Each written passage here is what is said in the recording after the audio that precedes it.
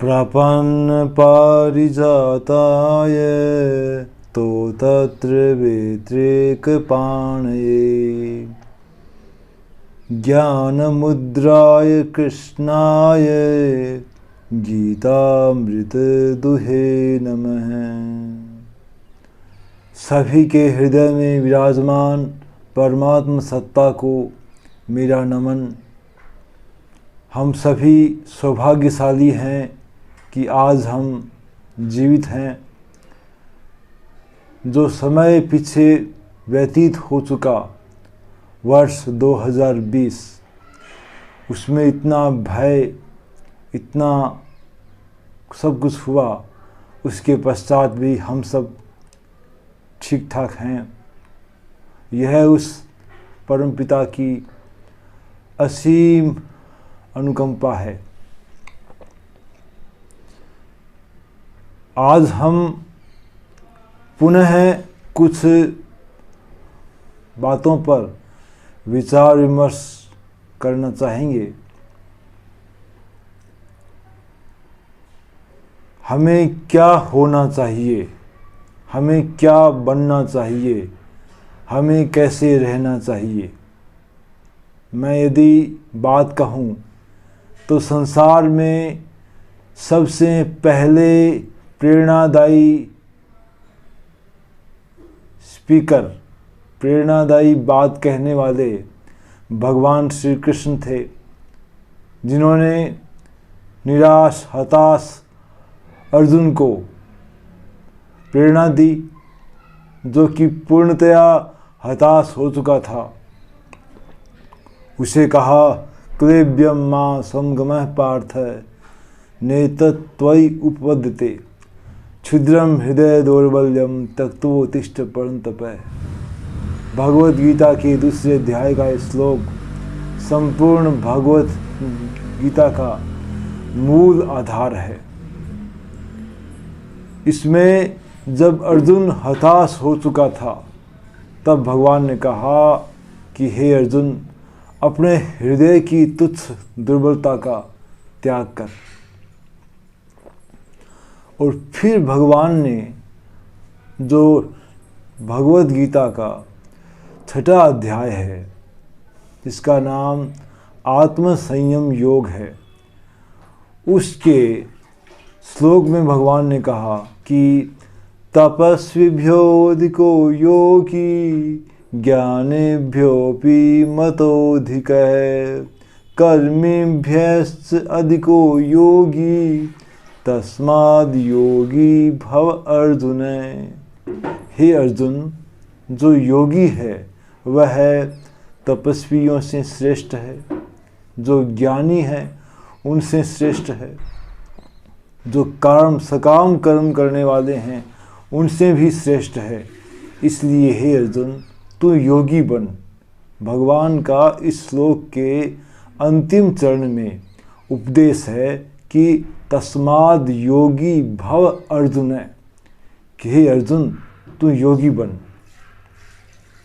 अब योगी होने का तात्पर्य यह नहीं है कि हम आसन करें, प्राणायाम करें।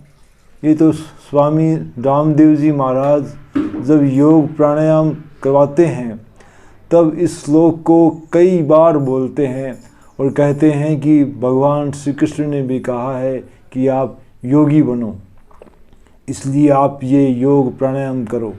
ये आसन प्राणायाम करने वाला योगी नहीं है, क्योंकि भगवान श्री कृष्ण ने 6वें अध्याय का और पहला श्लोक उसमें कहा है कि अनाश्रित कर्म फलम कार्यम कर्मम करोति यः स संन्यासी च योगी च न निरग्निचाक्रिय। 6वें अध्याय का पहला श्लोक कि अनाश्रित कर्म फलम, जो कर्म फल में अनासक्त होकर कार्यम कर्मम करोति यः, करने योग्य काम करता है, स संन्यासी च योगी च, वही सन्यासी है और वही योगी है। न निराग्नि न चाक्रिय, न कि जो क्रियाओं का त्याग कर दे या आग का त्याग कर दे, वह सन्यासी या योगी नहीं है। जो कर्म फल का त्याग कर दे, जो कार्य करते हैं उसमें कामना का त्याग कर दे, वही वास्तव में योगी है। तो भगवान ने उस योगी की बात कही है, ना कि श्वास प्राणायाम की जो करने वाले योगी के बारे में कहा है। तो योगी भव अर्जुन है। और इसी 6ठे अध्याय में ही भगवान ने कहा है कि योगी नाम अपि सर्वेषां मद गतिन अंतरात्मना श्रद्धावान भजते यो माम सैमे युक्त तमो मत है। कि सभी योगियों में जो श्रद्धावान होकर मेरा भजन करता है, मुझको भजता है, वह मुझे सभी योगियों में श्रेष्ठ मान्य है। अब भगवान ने भजन कहा है, भजन क्या है? और योगी जो होता है वही सुखी होता है। इसके बारे में भगवान ने स्पष्ट कहा है कि इसमें 5वें अध्याय का 22वां और 23वां श्लोक, 5वें अध्याय के 22वें श्लोक में भगवान ने कहा है, ये ही संस्पर्शजा भोगा केवलम दुख योनय है आद्यंतवंत कौन्तेय नैतेषु रमते बुधः। कि हे अर्जुन, ये मतलब जो संस्पर्शजा भोगा, इंद्रियों की संयोग से उत्पन्न होने वाले भोग हैं, दुख योनय एवते, वो केवल दुख का ही कारण है। इंद्रियों से जो हम भोग भोगते हैं, चाहे देखने का सुख है, चाहे स्पर्श का सुख है, चाहे जीवा का सुख है, वो अंत में रोग के कारण है, दुख के कारण है। और क्या है? आद्यंतवंत कौन्तेय, हे कुंती पुत्र, वो आदि और अंत का कारण है, यानी आदि और अंत वाले हैं। न तेसु रमते बुधे, उनमें बुद्धिमान व्यक्ति रमण नहीं करता। तो फिर सुखी कौन है?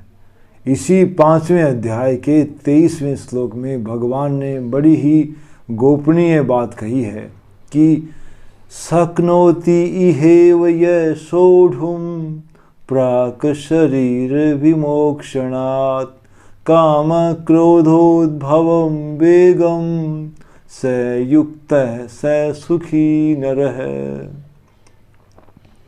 भगवान कहते हैं शक्नोति इहेव, शक्नोति इह एव, जो यहीं सहन कर लेता है। क्या सहन कर लेता है?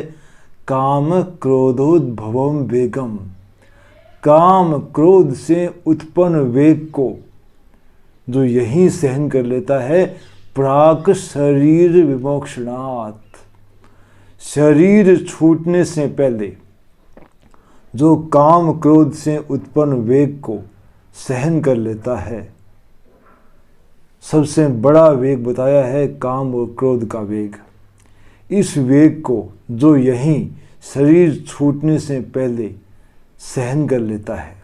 शक्नोति हेव ये सोढ़ुम प्राक शरीर विमोक्षणात्, जो काम क्रोध से उत्पन्न वेग को यही सहन करने में समर्थ हो जाता है, वही क्या है? सुखी है। वही उसी को भगवत गीता में सुखी कहा है। शक्नोति हेव ये सोढ़ुम प्राक शरीर विमोक्षणात् काम क्रोधोद्भवम वेगम स युक्त स सुखी नरः। शरीर छूटने से पहले जो काम क्रोध से उत्पन्न वेग को सहन करने में समर्थ है, वही सुखी और वही योगी है। जो इन दो विकारों को संभाल लेता है, उसका जीवन संभल जाता है। और भगवत गीता में इन दो विकारों में स्वयं को जो सक्षम बना देता है, उसे ही योगी कहा है, न कि श्वास प्रश्वास को साधने वाला। हाँ, श्वास इसमें एक कारण है। हम यदि श्वास को साध लेते हैं तो काम क्रोध को भी साधना सुगम हो जाता है। तो भगवत गीता के इन्हीं श्लोकों के साथ हम फिर मिलेंगे। और आज के बात का निष्कर्ष है कि हमें अपने आप को ही साधना होगा। सुख का स्रोत बाहर नहीं है, हमें अपने भीतर खोजना होगा। संपूर्ण सुख ढूंढना दुख का कारण है। कोई व्यक्ति संपूर्ण सुखी नहीं है। कोई तन दुखी, कोई मन दुखी, कोई धन बिन रहत उदास, थोड़े थोड़े सब दुखी, एक सुखी राम का दास। राम का दास वह है जिसे संसार से कुछ नहीं चाहिए, मिल जाए तो भी ठीक, यदृच्छा लाभ संतुष्टो। भगवत गीता का एक सूत्र है, यदृच्छा लाभ संतुष्टो। जैसा जो लाभ मिल जाए उसी में संतुष्ट। जो प्राप्त है वही पर्याप्त है, जो आप्त है वही संत है। तो परमात्मा से हमें जो मिला है हम उसके लिए उसके धन्यवाद करें, उसके आभारी बने रहें। यदि हम शिकायत ही करते रहें तो शिकायती मन कभी शांत नहीं रहता। शिकायती मन सदैव उद्विग्न रहेगा, बेचैन रहेगा। और किसी दूसरे से तुलना न करें, अपने आप से तुलना करें। अपने आप को सबल बनाएं, अपने आप को समय दें, अपने आप का संग करें। कहीं बाहर घूमने की, कहीं बाहर समाधान ढूंढने की आवश्यकता नहीं। जो समस्याएं हैं वो हमारी है और उन समस्याओं का समाधान बाहर नहीं मिल सकता। बाहर केवल सुझाव मिल सकता है, समाधान अपने भीतर है।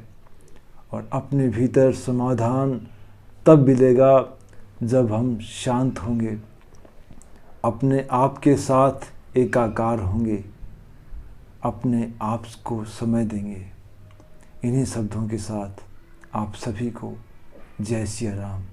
आप सभी का मंगल हो, सभी सुखी रहें।